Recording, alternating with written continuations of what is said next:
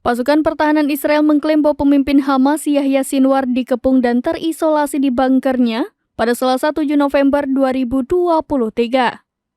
Hamas tidak mengomentari status keberadaan Sinwar. Dilansir Sky News, Yahya Sinwar dianggap sebagai dalang utama serangan 7 Oktober. Ia adalah orang yang paling dicari Israel di Gaza. Pria berusia 61 tahun itu membantu membangun sayap militer Hamas Brigade Al-Qassam. Yahya Sinwar dikenal sebagai tukang jagal Khan Younis karena pencapaiannya yang memburu mata-mata Israel dan orang-orang Palestina yang dicurigai bekerja sama.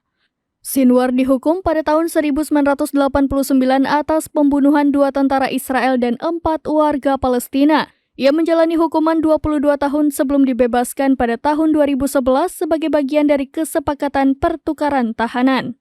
Dalam kesepakatan tersebut, seorang tentara Israel yang ditangkap ditukar dengan lebih dari 1.000 warga Palestina. Selama berada di penjara, Sinwar mengabadikan dirinya untuk mempelajari musuhnya. Ia belajar bahasa Ibrani dan membaca karya-karya Zionis awal serta politisi Israel.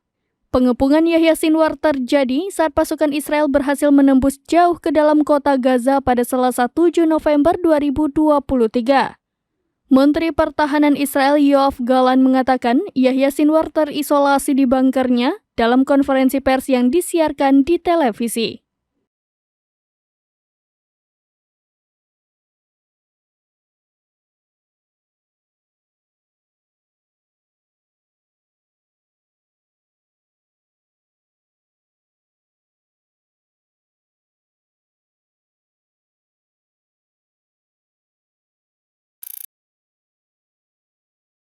Download Tribun X sekarang, menghadirkan lokal menjadi Indonesia.